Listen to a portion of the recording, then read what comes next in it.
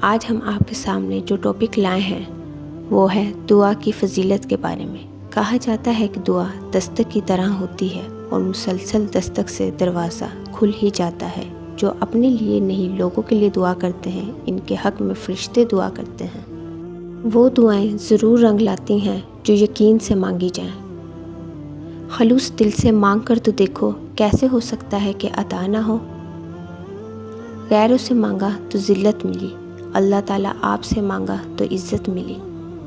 اللہ سے مانگا کرو کیونکہ بہت سے معجزے دعاؤں کے منتظر ہوتے ہیں۔ مدد صرف اور صرف اللہ سے مانگو، کامیاب ہو جاؤ گے دنیا میں اور آخرت میں۔ دعا اپنے لیے مانگنا عبادت اور دوسروں کے لیے مانگنا خدمت ہے۔ عبادت سے جنت اور خدمت سے اللہ ملتا ہے۔ موت کا ایک دن مقرر ہے، وہ ہر حال میں آئے گی۔ دعا کریں جہاں بھی جس جگہ آئے، خاتمہ ایمان پر ہو۔ آنسو وہ خاموش دعائیں ہیں جو صرف رب ہی سن سکتا ہے۔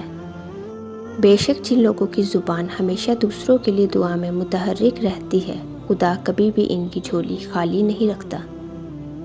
میں تو انسان ہوں، نہیں سمجھ سکتی تیری مصلحت، مگر تو رب ہے نا، میری مشکلات حل فرما دے۔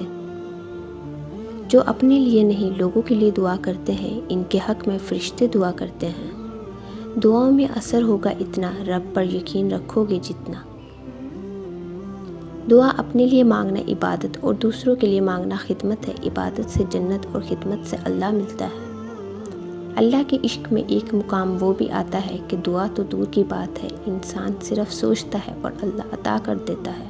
مڈل کلاس طبقہ شدید مشکلات میں ہے، یا اللہ پاک سفید پوش گھرانوں کی مدد فرمانا، آمین۔